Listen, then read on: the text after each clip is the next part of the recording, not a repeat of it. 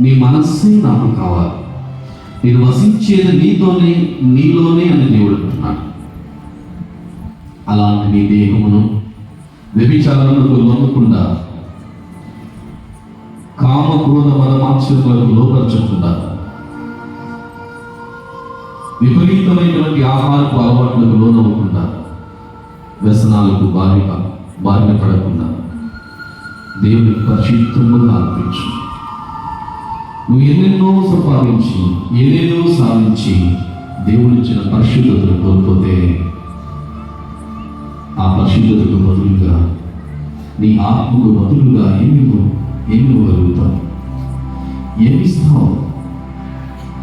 దేవుడిని ఏ స్థితిలో ఎంతవరకు సమృద్ధిలో ఉంచారో దాన్ని బట్టి దేవుడిని స్తుతించు.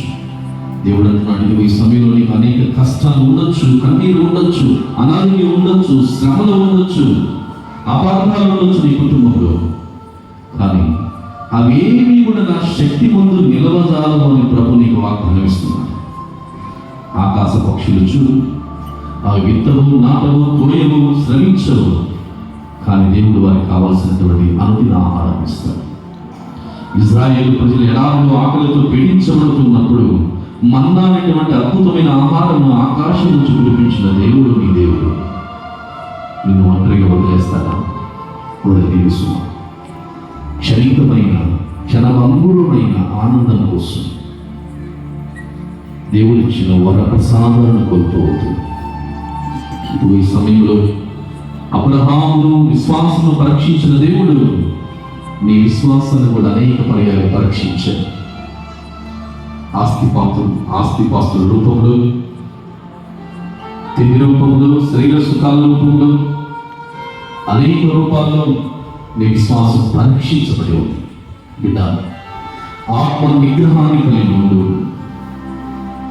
సాధారణ కష్టం లోను కాకుండా నీ శరీరమును ఆత్మను మలుచుకో. దేవుని శక్తి కోసం, బలం కోసం ప్రార్థించు. ఇదిగో నీవు ఒక విషయంలో పీడించబడుతున్నావే, ఒక విషయంలో ఆకర్షించబడుతున్నావే, ఒక ఊపిలో నువ్వు మునిగిపోతూ ఉన్నావే, ఆ సమస్యను కన్నీటితో దేవునికి చెప్పు. సుంకరి వలె ప్రార్థించుకుడు. నా గురించి ఎవరికి తెలియదని నేను గొప్పవాళ్ళని అనుకునేటువంటి పరిస్థితి ప్రార్థన దేవుడు ఆలకించిన. సుంకరి వలె వెక్కి వెక్కి ఏడ్చి కన్నీటితో తన పాపాలను ప్రాయశ్చిత్తం చేసుకున్నటువంటి సుంకరి ప్రార్థన దేవుడు ఆలకించాడు. దుఃఖం వస్తే దుఃఖించు. నువ్వు కాల్చే ప్రతి కన్నీటిని కూడా దేవుడు లెక్కిస్తూ ఉన్నాడు. ఈ సమయంలో నిగ్రహం శక్తి కోసం ప్రార్థించు. వ్యామోహము, వ్యసనాలను వెదచెందడం కంటే పరిశుద్ధతను ఎన్నుకోవటం విన్నా, దేవుని పక్షమును ఉండటం విన్నా.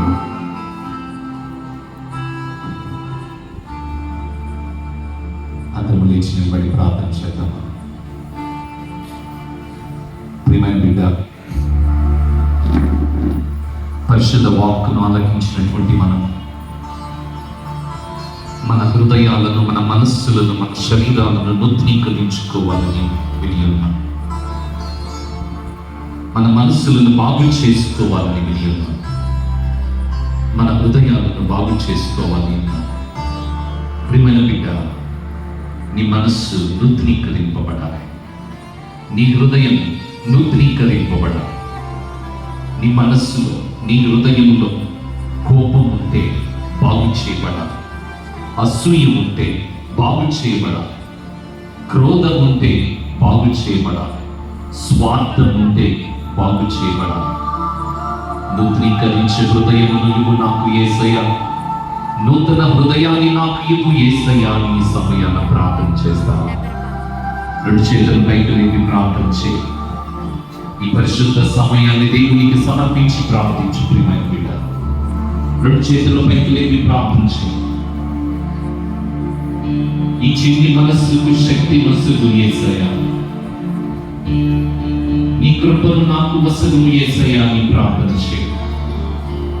ప్రియమైన బిడ్డ, నీ మనస్సు బాగోలేకపోతే, నీ హృదయము కృషించిపోతూ ఉంటే కన్నీరు, వేదన, దుఃఖం, ఆపదలు, అవమానాలు, అనుమానాలు, ఆర్థిక సమస్యలు, కుటుంబంలో అనేకమైనటువంటి సమస్యలు నేను చుట్టుముట్టి నీ హృదయాన్ని, నీ మనస్సును కలిచివేస్తూ ఉంటే ఈ సమయాన్ని ప్రార్థన చేయి.